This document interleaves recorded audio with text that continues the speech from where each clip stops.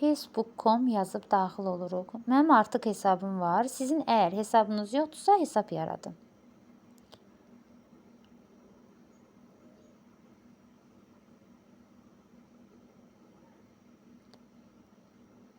İstəsəniz hesab yaratma videosunda çəkərəm sizə.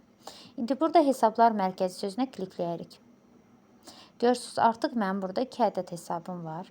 Əlavə etmək üçün isə hesab əlavə et seçimini klikləyirik. Instagram hesabı əlavə et.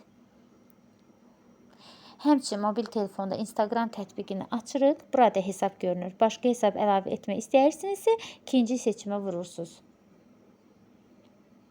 Başqa hesab işlət, sonra məlumatları daxil edirsiniz. Və ya burada hesabınızın məlumatlarını yazırsınız.